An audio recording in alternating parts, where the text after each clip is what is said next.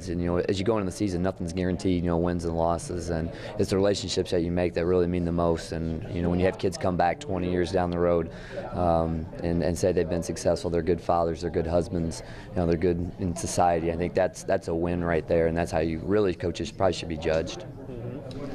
What's been your experience, too, for kids to be motivated? Maybe you talked about the second dimension, that you love on them and you kind of find the heart behind the jersey.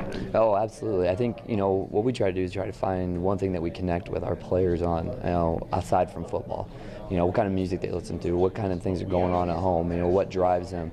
One of the questions that I ask and that nobody can answer is, what's your favorite color? What's your favorite number? I mean, everybody's like, when you get put on that spot, but everybody has something of that. And then you got to dig deep and find some of those kids. And when you do that, that's where that's when you complete the whole process as a coach. I definitely think it's more important to be focusing on the heart of people in general.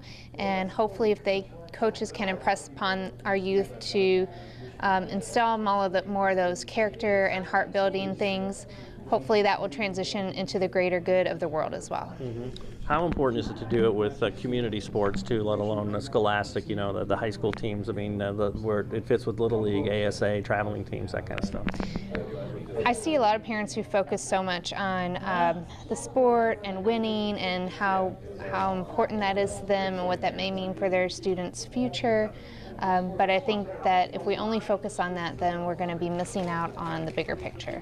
There were parts of a practice I wanted to incorporate, but I didn't know what that was. And some of these topics we've discussed are giving me an idea of what it is I wanted to do, how to motivate, not just run through drills and how to teach the game, but not just the game, but how to love the game, or how to do what you like, which try to intrinsically motivate these young athletes, these future athletes, to just get better and enjoy what they're doing and not feel like they're going through that it's not a work, it's not a job to play sports. It should be fun and they should enjoy it.